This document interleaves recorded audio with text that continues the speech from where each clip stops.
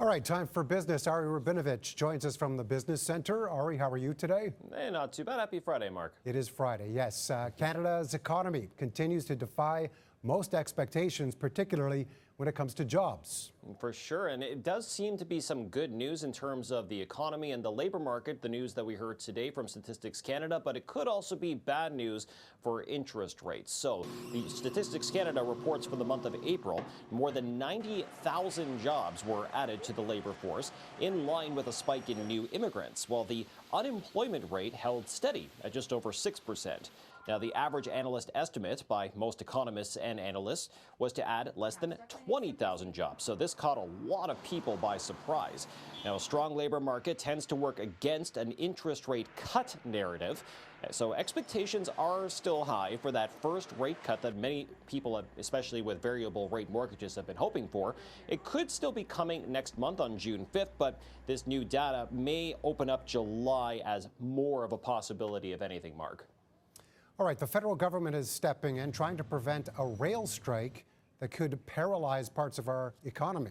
And just as we're talking about worries about interest rates, of course, the Bank of Canada is trying to put a damper on inflation, and a rail strike could actually make things worse if it ends up happening. So the federal government is asking a labor tribunal to review whether a strike at the country's two largest rail companies would jeopardize Canadians' health and safety, a move seen as an effort to prevent a strike. So Teamsters, which represents over 9,000 rail workers at Canadian National Railway and Canadian Pacific Kansas City, authorized a strike mandate last week. As they still are without a contract, the union warned a strike of this magnitude can have unprecedented consequences on supply chains. Rail workers, Mark, could walk off the job as early as May 22nd, so it's just around the corner.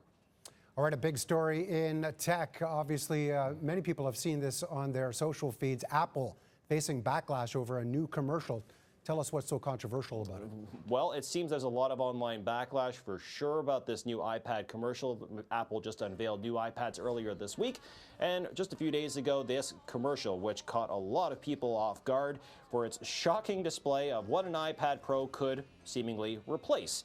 And going with a very dramatic approach to this, as you could see, crushing to a pulp all the sorts of creative and entertainment tools. You see some musical instruments there, paint cans, sculptures, cameras, and so many other things. And people were just heartbroken to see this. Yes, an iPad is so capable, but do we really want to be without these amazing items? So Apple says we missed the mark with this video, and we're sorry, adding that creativity is in our DNA, and it's incredibly important to us to design products that empower creatives all over the world. And Mark, today on Wall Street, shares of Apple dropped by almost 1%, but I have a feeling that they're going to recover just fine. As Apple always does. All right, thank you for this. Enjoy your weekend. You as well, Mark.